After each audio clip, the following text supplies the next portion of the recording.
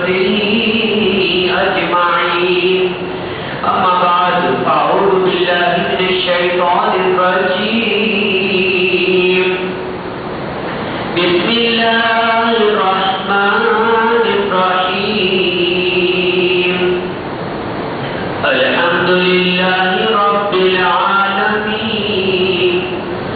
قال رسول الله صلى الله تعالى عليه وسلم: التائب من الذنب كمن لا ذنب له. صدق رسوله النبي الكريم، وذلك من الشاهدين والشاكرين، والحمد لله رب العالمين.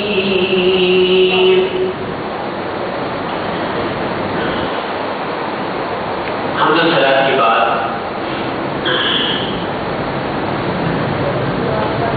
ہم نے قرآن مجید فرقان حمید کی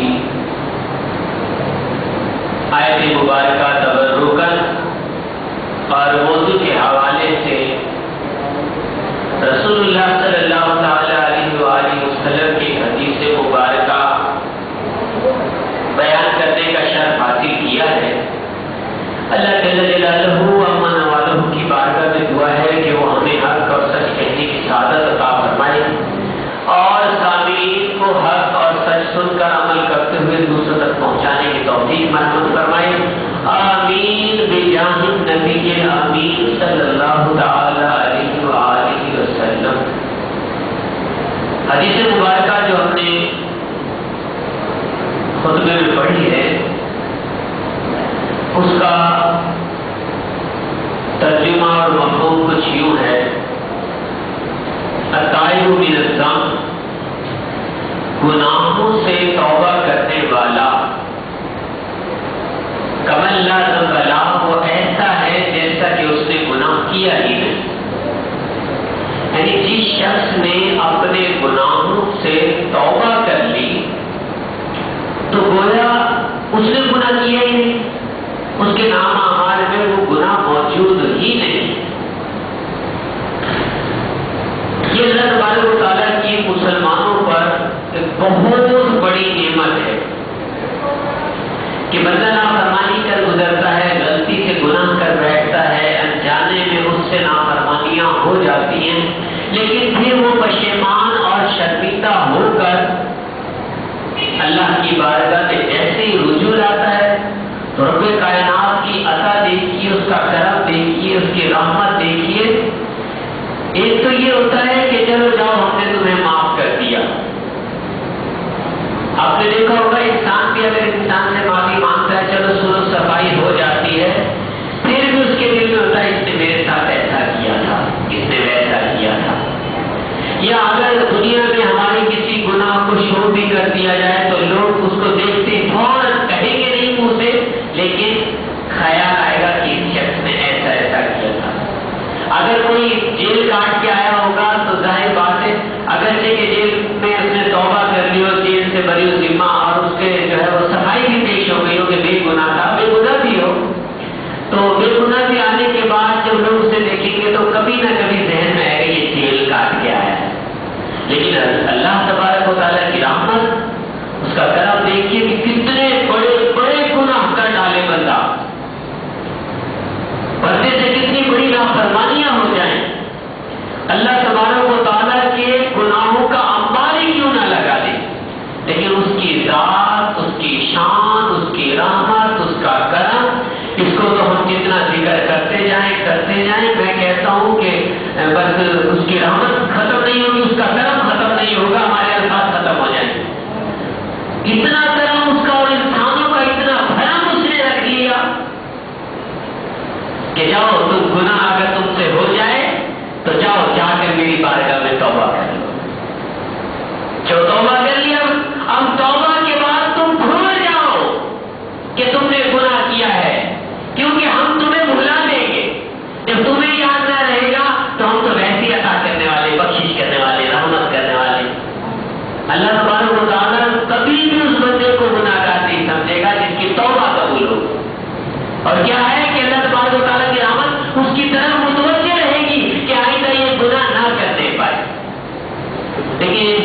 गुनाह दोबारा इसलिए कर देता है कि बाद औक़ात वो नफ्स का गुलाम हो चुका होता है।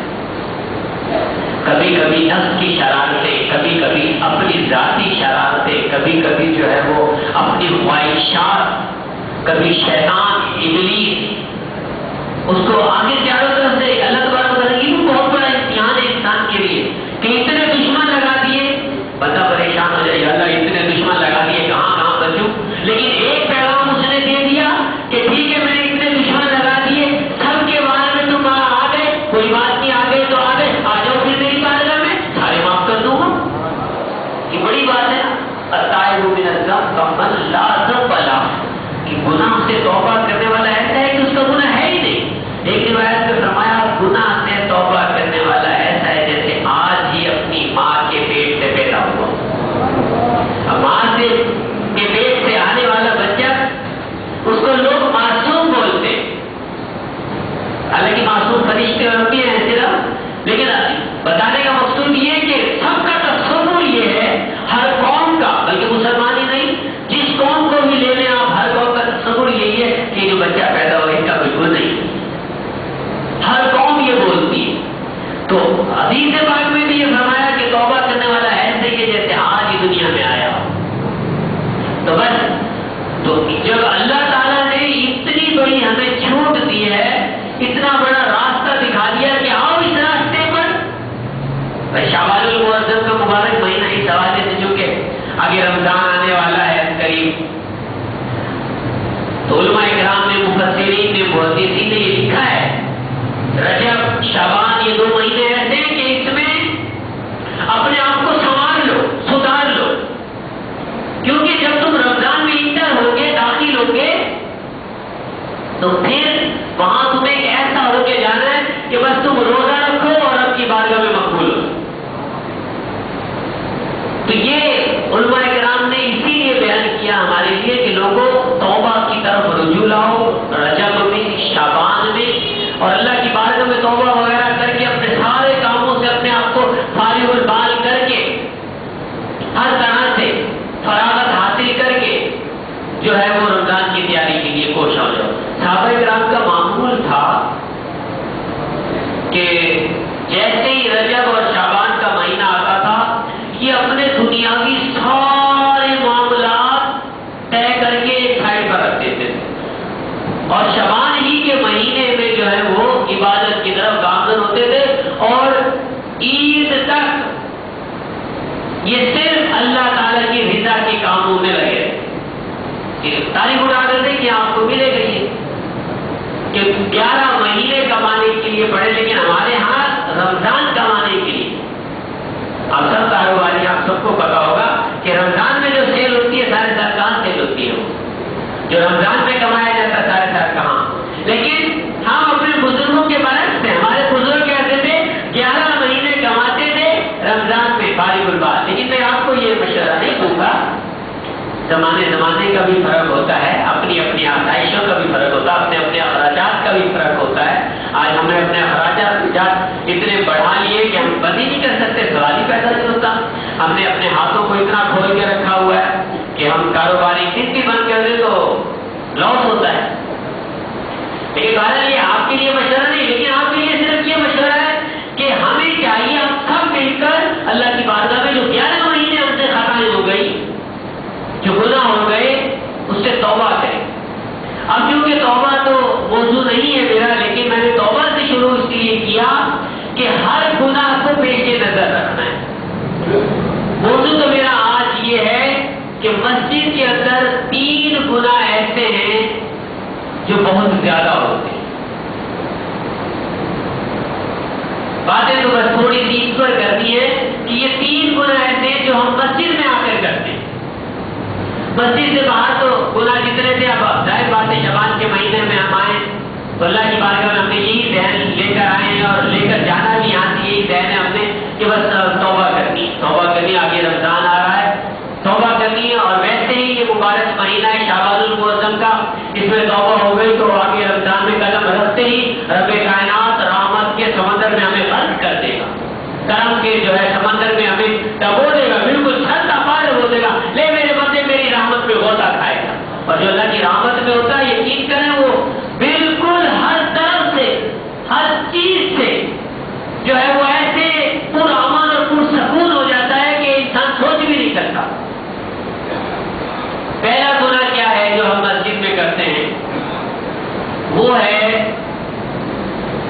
پانی کا ضیاع، یہ ہم مسجد میں کرتے ہیں. اور یہ موضوع میں نے تھوڑا اس لیے بھی چنا کہ آج کل پانی کی تھوڑی شارٹیج ہے. کراچی کے بعض علاقے ایسے ہیں کہ جہاں بالکل پورے ہفتے سے پانی نہیں آ رہا. بعض علاقے ایسے کہ دو نہیں جائیں. آپ کا یہ پچھلا ایریا جو یہ بتائیں، یہاں بھی تقریباً 5 دن کے بعد پانی آئے. تو جو پانی کی قلت ہمیں نظر آ رہی ہے، محسوس ہو رہی ہے، تو ہمیں چاہیے، اللہ تعالیٰ نے ہماری مسجدوں میں تو خیر بہت اچھا نظام دیا ہوا ہے کہ پانی کی ہماری انتظامیہ 20 پر توجہ دیتی ہے، مسجد کے خادمین 20 پر توجہ دیتے ہیں کہ پانی کم نہیں ہونے دیتے الحمدللہ، کہ پانی ہر وقت آپ کو میسر ہے. حالانکہ 4-5 مالا یہ بھر جاتا ہے، سب کو پانی میسر ہے. اللہ تعالیٰ ان کو برکت عطا فرمائے کہ یہ دھیان رکھتے ہیں. لیکن ہمارا بھی تو یہ فرض ہے کہ ہم اس چیز سے بچیں جس سے لوگ اس میں مبتلا ہو رہے ہیں. ایک تو وہ پانی کی کمی میں مبتلا ہے، تو ہم کوشش کریں کہ ہم اس میں ایسے نہ بنے کہ جو ان کی کمی کا سبب بنے. اور دوسرا اس میں بھی ہم مبتلا نہ ہو کہ لوگ پانی ضائع کر رہے تو ہم بھی ضائع کرنے بیٹھ جائیں. میں نے یہ خود بھی تجربہ کیا، اگر ہم وضو کریں تو نل کو اگر ہم زیادہ کھولیں گے نا تو آٹومیٹکلی وہاں سے تب بھی وضو اتنا ہی ہوگا، اور نل کو اگر ہم کم کھول لیں گے وضو تب بھی اتنا ہی ہوگا، کوئی فرق نہیں پڑے. پانی ہمیں اتنا ہی چاہیے وضو کے لیے جتنا ہمیں ضرورت ہے. لیکن جب اگر نل تیز کھلا ہوا ہو اور ہم اس سے وضو کر رہے ہوں تو آپ سوچیں کہ جب تک ہم چولہوں میں پانی لیں گے، اپن تو چولہوں میں تیز نل کا پانی کیسے آئے گا، چولہوں سے گرائے گا وہ. یہاں ضائع ہوا پانی پھر یہاں سے جب اٹھا کر لے کر جائیں گے چہرے کی طرف تو اٹھانے میں جو 2-4 سیکنڈ لگیں گے، وہ 2-4 سیکنڈ تک کتنا پانی بہ جائے گا نل سے نکل کر، تیز نل سے. تو اس چیز کو ہم نے لینا ہے. ہمارے بزرگان دین صحابہ کرام سے یہ اقوال جو ہے منقول ہیں کہ اسراف کے بارے میں پوچھا گیا کہ پانی کا اسراف کیا وہاں ہے جہاں پانی کی قلت ہو، وہاں پانی کی ضائع کرنا چاہیے؟ فرمایا نہیں، ایسی بات نہیں. اگر تم دریا اور سمندر کے کنارے پر بیٹھے ہو، اب آپ سوچ لو یہ کیا بات ہے. اگر تم دریا کے کنارے پر بیٹھے ہو، اب عموماً دریاؤں میں میٹھا پانی ہوتا ہے جو کھیتوں کو سیراب کرتا ہے، آدمیوں کو سیراب کرتا ہے، جانور چرند پرند کو سیراب کرتا ہے. تو فرمایا اگر تم دریا کے کنارے پر بیٹھے ہو تو وہاں بھی پانی کو ضائع نہ کرنا، جتنی ضرورت ہے بس اتنا لے لینا. اب آپ دیکھ لیجیے، اس سے اندازہ لگا لیں جب ہم بہت بڑے دریا کے کنارے بیٹھ کر پانی کو ضائع نہیں کر سکتے تو یہاں جو بجلی کی طاقت سے جو موٹر کی اپنی جو اس میں بھی پیسہ خرچ ہوتا ہے، آئل خرچ ہوتا ہے، وہ بھی لگ رہا ہے، بجلی کا پیسہ الگ جا رہا ہے، پھر جو مینٹیننس الگ سے ٹوٹیاں وغیرہ کے لیے یوز ہوتا ہے وہ الگ ہے. کتنے اخراجات بن گئے. اور پھر پانی خود قیمتی چیز، انمول چیز ہے پانی، اس کے بغیر گزارا نہیں. پانی اگر دنیا سے ختم ہو جائے تو ختم ہو جائے گی دنیا نہیں رہے گی. آپ سوچئے کہ کتنی قیمتی چیز پانی ہے. چلو بجلی کو بھی چھوڑ دیں، کوئی بات نہیں، آپ لوگ اٹھا لیں گے خرچہ، موٹر کے مینٹیننس کو جو ہے دوسرے مینٹیننس کو بھی نکال لیں، آپ اٹھا لیں گے خرچہ. لیکن اگر پانی گیا تو بتاؤ کیسے لاؤ گے. اس لیے ایک گناہ یہ ہے کہ پانی کا ضیاع کرنا یہ اسراف ہے، اور اسراف حرام ہے. گویا کہ اگر کسی نے ایسا کیا تو اس نے گناہ کبیرہ کیا، حرام کام کیا. اور حرام کام جب تک معاف نہیں ہوگا جب تک توبہ نہ کی جائے. اسی حدیث مبارکہ میں نے پڑھی، التائب من الذنب کمن لا ذنب لہ.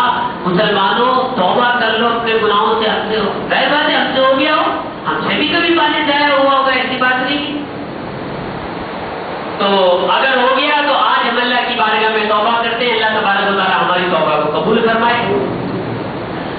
تو ایک تو یہ گناہ ہے، اس سے بچنا ہے. ایک ہی دفعہ نہیں، ہر دفعہ ہم نے کوشش کی، بلکہ ہمارے برابر میں بھی اگر کبھی کوئی وضو کر رہا ہو اور ہم دیکھیں یار یہ پانی ضائع ہو رہا ہے تو پیار سے، محبت سے، شفقت سے، حسن اخلاق سے اسے روکے.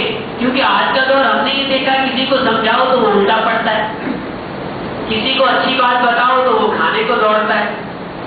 تو اس لیے آپ حکمت عملی، محبت، پیار، اخوت جو ہے وہ حسن اخلاق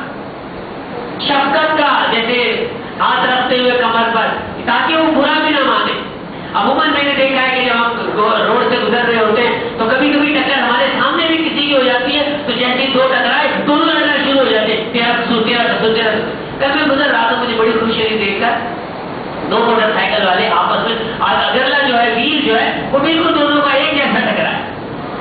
میں قریب بھی تھا, میں بھی موٹر سائیکل پر تھا, تو دونوں ایک دوسرے کی طرف دیکھ کر مسکرائے, دونوں ایک دوسرے کی طرف دیکھ کر مسکرائے, اور مسکرانے میں کوئی بھی نہیں بولا. ایک نے ادھر ویل کیا, ایک نے اپنا ہینڈل ادھر کیا, اور دونوں نکل گئے. میں نے دل میں سوچا کاش یہ چیز اگر سارے زمانے والے اپنے اوپر لاگو کر لیں, دوسرے کو تھوڑا کنٹرول کر لیں, دوسرے سے مسکرا دیں, سامنے والے سے مسکرا دیں, تو مسکرانے کے بعد ہمیں خود ٹھنڈا ہو جائے گا.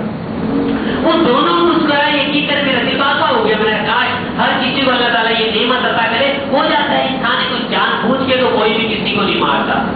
ہاں وہ دہشت گرد بھی ہوتے جو جان بوجھ کے مارتے, باقی تو اچانک ہو جاتی ہے, ٹکر ہو جاتی ہے, ایک دوسرے کو موڑا چلتے چلتے موڑا لگا تو لوگ لڑنے شروع کر دیتے. کوئی ٹھیک ہے راج یہ بھیڑ ہے, اتنا چھوٹا سا تو بازار ہے, چھوٹے سے بازار میں انسان ہے لگ گیا, کوئی بات نہیں, میرا گزر کرنا چاہیے. لیکن ہمارے یہاں ایسا نہیں. تو اسی لیے جب وضو خانے میں بیٹھے تو آپ کو سارے مسکرانے والے نہیں ملیں گے. اللہ کرے ہمارے سارے ایسے ہو جائیں, لیکن پھر بھی سامنے والا جیسا بھی ہو آپ اس سے حسن سلوک کے ساتھ, محبت کے ساتھ, اخلاق کے ساتھ, پیار کے ساتھ جو ہے اس کو جو ہے وہ تبلیغ کریں اور سمجھائیں کہ بھائی تھوڑا سا اگر آپ چاہیں تو اس کو یوں نہ کہیں کہ پانی ضائع کریں, ہو سکتا ہے اس کو برا لگ جائے. اس کو بھائی تھوڑی سی چھینٹیں آ رہی ہیں, ذرا تھوڑا سا تو نل آہستہ کریں. اب چھینٹیں نہ بھی آ رہی ہوں تو کیا ہے, اصلاح کے لیے حکمت عملی اختیار کرنے کی شریعت نے بھی تھوڑی تھوڑی اجازت دی. اور یقینا نہیں یہ تو اتنے قریب وضو خانے جیسے ہمارے بنے ہوئے, یہاں تو ذرا سا کوئی تیز نل کھولے گا برابر آنے میں لازمی چھینٹ آتی ہے. یہ اتنے کلوز ہیں یہاں کے, یہ ابھی بھی دیکھیں جتنے لوگ بیٹھے ہوئے یہ بالکل بیچارے مل مل کے بیٹھے. تو اس لیے حکمت عملی دیکھ کر پیار اور محبت سے آپ اس کو سمجھانے کی ایک دوسرے کی کوشش کریں. دوسرا گناہ جو ہم مسجد میں کرتے ہیں وہ یہ ہے کہ مسجد میں دنیاوی باتیں, مسجد میں آ کر ہم اگر دو کوئی مل کر آتے ہیں تو وہ بیٹھے بیٹھے بھی باہر کی باتیں کر رہے ہوتے ہیں. بلکہ میں نے دیکھا یہاں پر فون آتا ہے, لوگ ایک دم فون نکال کے مسجد میں ہی, ہاں بھائی کیا بات ہے, وہ بوریاں وہاں پہنچا دی, مال پہنچا دیا. یہ دنیاوی وہ ہے معاملہ نا. آپ کا فون آئے تو آپ لے جائیں, اس کو اٹھا کر باہر لے جائیں, مسجد سے باہر نکلیں. یہ گناہ ہے, اور یہ کتنا سخت گناہ ہے دیکھ سنیے. رسول اللہ صلی اللہ تعالی علیہ وآلہ وسلم نے ارشاد فرمایا, اس کا مفہوم اور معنی یہ ہے کہ دنیا مسجد میں دنیا کی باتیں کرنا ایسا ہے, دنیا کی ایک بات کرنا, مسجد میں دنیا کی ایک بات کرنا تمہارے 60 سال کے گناہوں کو مٹا دے. 60 سال کی مقبول عبادت. سوچئے 60 تو عمر بھی نہ اگر ہوئی ہو ہماری, کاروبار عموماً جوان لوگ کرتے ہیں, بزرگ کم کرتے ہیں, اکثر وہ بھیڑ عمر کے لوگ ہوتے ہیں, تو ابھی تو 60 میں پہنچے بھی نہیں ہوتے. اور اگر وہ دنیا کی بات کریں تو 60 میں تو پہنچے نہیں, 60 کی پہلے آپ اڑ چکی ہے, عبادت ختم ہو چکی ہے. جو کچھ نمازیں پڑھی, عبادتیں کی, ریاضتیں مقبول ہے. بھی علماء فرماتے ہیں محدثین کہ حدیث مبارکہ میں اس سے مراد وہ عبادت ہے جو مقبول ہے, مقبول عبادت آیا ہو.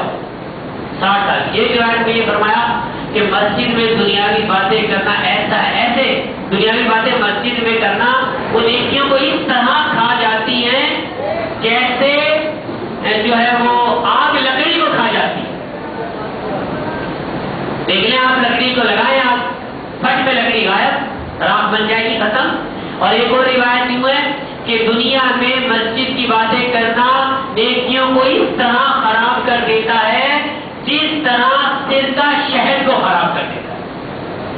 آپ شہد میں کبھی سرکہ ڈال کے دیکھ لیں شہد کا کیا حال ہوگا. تو اس لیے ہمیں کوشش یہ کرنی ہے کہ دوسرا گناہ یہ جو ہے ہم نے اس سے بھی بچنا ہے کہ ہم جو ہے وہ مسجد میں جب آئے تو صرف عبادت, ریاضت, اللہ کا ذکر, دنیاوی باتیں نہیں. ہاں مسجد کے متعلق کوئی بات ہے, نیکی کے متعلق کوئی بات ہے, کسی کو اچھائی کی بات بتانی ہے, کسی کو جو ہے کسی کا بھلا کرنا ہے, کسی کے ساتھ اچھائی کرنی, وہ کریں آپ مسجد میں, ٹھیک ہے. یہ دنیاوی نہیں. دنیاوی کی بھی جو ہے وہ ڈیفینیشن آپ سماعت فرما لیں. دنیاوی بات کسے کہتے ہیں؟ ہمارے ہاں یہ بھی ایک تھوڑا سا وہ کمی پائی جاتی ہے. ہمارے یہاں ذرا سی کوئی باتیں بھی دینی بات بھی کر رہا ہوتا ہے نا تو لوگ کہتے ہیں دیکھو مولانا صاحب خود باتیں کر رہے ہیں, اور دوسروں کو منع کرتے رہتے ہیں دنیاوی باتوں سے. بھائی دنیاوی بات کی معلومات بھی ہونا ضروری ہے کہ دنیاوی بات کیا ہے، دینی کیا ہے. دنیاوی بات وہ کہلاتی ہے شریعت میں، بہار شریعت میں مفتی امجد علی اعظمی رحمۃ اللہ علیہ نے جو دنیاوی گفتگو کے بارے میں ڈیٹیل لکھی، اس کا مختصر اور مفہوم یہ ہے کہ دنیاوی کلام وہ کلام ہے جس سے فقط تمہاری ظاہری دنیا کا فائدہ حاصل ہو.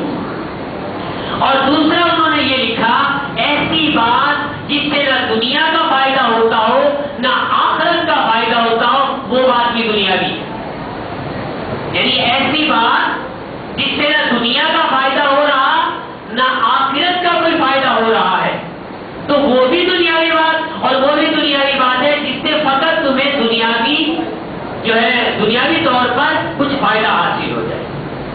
اس کے علاوہ جتنی باتیں بنتی ہیں، اگر اس سے کسی طرح بھی آخرت کا کوئی فائدہ بنتا ہو، قبر کا کوئی فائدہ بنتا ہو، حشر کا کوئی فائدہ بنتا ہو، نہیں بنتا. اس کے علاوہ دنیا میں وہ بھی دنیاوی بات نہیں ہے. اس کے علاوہ کہ دنیا میں اگر ہمیں کوئی دینی فائدہ پہنچتا ہو، مثال کے طور پہ بھائی کو بیٹھ کے سمجھا رہے بھائی کاروبار ایسے نہیں ایسے کرنا چاہیے، تو یہ دنیاوی بات نہیں ہے. حالانکہ کاروباری بات ہو رہی ہے. دیکھیں میں آپ کو سمجھاؤں، میں آپ کو بیٹھ کے بتاؤں کہ دیکھیے لوگوں، اپنے ترازو کو درست رکھیے، ناپ تول میں کمی نہ کیجیے. کاروبار جب آپ کریں، دکان پر بیٹھے تو ذرا صاف ستھرے ہو کر بیٹھیے، گھاس گھن نہ کھائے. آپ جب دکان پہ ہوں تو آپ جھوٹ مت بولیے، کسٹمر سے سیدھی بات کیجیے، لین دین اچھا کیجیے. آپ کیوں دھوکہ دینے کی کوشش کر رہے ہیں؟ آپ کو اگر میں یوں کہوں بیٹھ کر کہ دیکھیے مال جو دکھایا ہے وہ دیجیے، دکھایا کچھ ہے پہنچایا کچھ ہے، تو یہ ساری آپ کی کاروباری باتیں کر رہا ہوں میں آپ سے، لیکن یہ دنیاوی نہیں، کیونکہ اس سے دنیاوی طور پر دینی فائدہ حاصل ہو رہا ہے.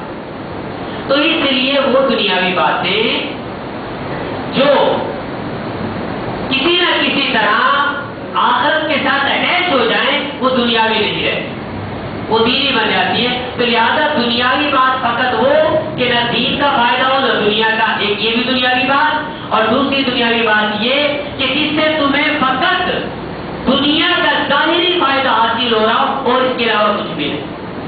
تو یہ دنیاوی باتیں ہیں. اس سے بڑی اس کے علاوہ بھی علماء نے اور مفسرین نے کچھ ڈیٹیل لکھی ہے، مثال کے طور پہ 1 نمبر 2 نمبر 3 اس طرح کر کے لکھی. ان میں سے یہ بھی ہے گالی گلوچ نہ دو، بری بات نہ کرو مسجد میں، اور ایک دوسرے کو برا بھلا نہ، یہ سب دنیا میں آتی ہے. ایک دوسرے کی کاٹ نہ کرو، غیبت نہ کرو، چغلی نہ کرو، ایک دوسرے کی جو ہے وہ کھیچاتانی نہ کرو، یہ سب دنیاوی باتیں. کیونکہ اس سے تمہیں دنیاوی فائدہ حاصل ہو رہا ہے، اخروی فائدہ حاصل نہیں ہو رہا، بلکہ اخروی نقصان حاصل ہو رہا. ظاہر بات ہے مسجد میں آ کر جب ہم ایک دوسرے کی غیبت کریں گے، برائی کریں گے، اس کی برائی اس کی برائی، اس کا لینا اس کا دینا، مسجد میں آ کے ایک دوسرے سے لگائیں گے وہ ایسے کرتا ہے وہ ایسے کرتا ہے، تو یہ کیا ہے؟ غیبت اور برائی کے انبار کھل رہے ہیں. تو یہ دوسرا گناہ ہے کہ ہم نے اس سے بھی مسجد میں آ کر بچنا ہے. اور تیسرے گناہ کی طرف ایک توجہ آپ کی دے رہا ہوں جہاں پر عموماً ہماری توجہ نہیں ہوتی.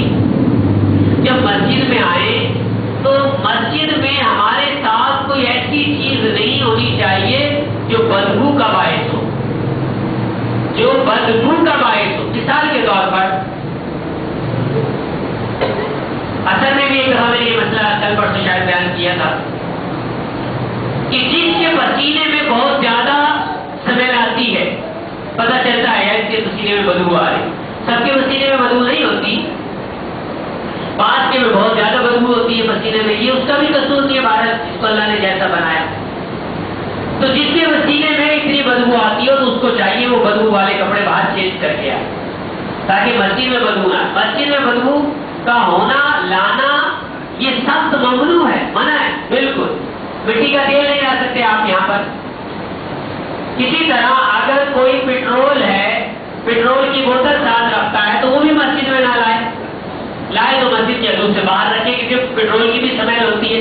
اسی طرح بعض کے منہ سے بدبو آتی ہے سانس کے ذریعے، معدے کی خرابی کی وجہ سے یا زبان کی جو ہے وہ خرابی کی وجہ سے یا دانت وغیرہ صاف منہ وغیرہ صاف نہ کرنے کی وجہ سے یا کچھ عجیب و غریب چیزیں کھانے پینے کی وجہ سے جو ہے وہ منہ کی بدبو کا سبب بن جاتا ہے. تو یہ بھی جو ہے نا احتیاط کی جائے. جس کو پتہ چل جائے کہ میرے منہ سے اسمیل آتی ہے، اس کو چاہیے وہ ایسی چیز کھائے مسجد میں آنے سے پہلے جس سے منہ میں خوشبو پیدا ہو جائے.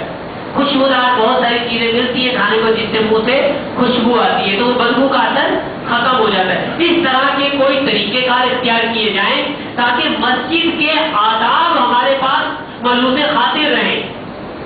تو یہ 3 ایسے گناہ ہیں جن کو میں نے ذکر کرنا تھا آج، کہ ان 3 گناہوں سے ہم نے اپنے آپ کو بچانا ہے، کیونکہ ہمارا تعلق مسجد سے. تو جب مسجد سے تو مسجد میں ہم سے آ کر یہ گناہ سرزد نہ ہو جائے، اپنے آپ کو کنٹرول کرنا ہے.